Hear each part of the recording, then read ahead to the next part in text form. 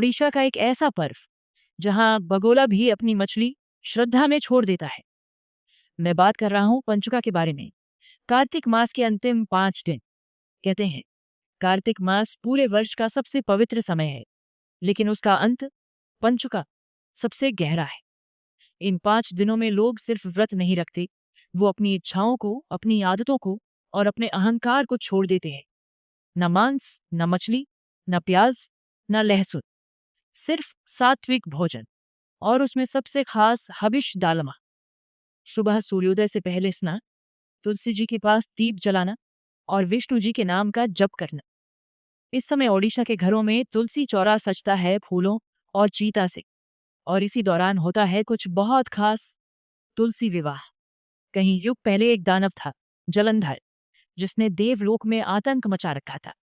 उसकी शक्ति और उसकी अजयता उसकी पत्नी वृंदा की पवित्रता पर निर्भर थी। धर्म के रक्षण के लिए प्रभु विष्णु ने जलंधर का रूप धारण किया और वृंदा का पतिव्रत्य टूट गया। इससे जलंधर का विनाश हुआ।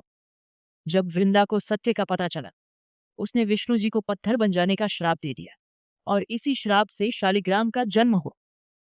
वृंदा ने अग्नि में अपना शरीर समर्पित कर दिया और उसकी भस्म से तुलसी का जन्म हुआ।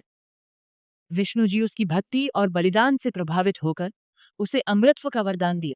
ओडिशा का एक ऐसा पर्व जहां बगोला भी अपनी मछली श्रद्धा में छोड़ देता है। मैं बात कर रहा हूं पंचुका के बारे में। कार्तिक मास के अंतिम 5 दिन। कहते हैं कार्तिक मास पूरे वर्ष का सबसे पवित्र समय है, लेकिन उसका अंत पंचुका सबसे गहरा है। इन 5 दिनों में लोग सिर्फ व्रत नहीं रखते, वो अपनी इच्छाओं को, अपनी आदतों को और अपने अहंकार को छोड़ देते हैं। न मांस, न मछली, न प्याज, न लहसुन, सिर्फ सात्विक भोजन। और उसमें सबसे खास हबिश डालमा। सुबह सूर्योदय से पहले स्नान,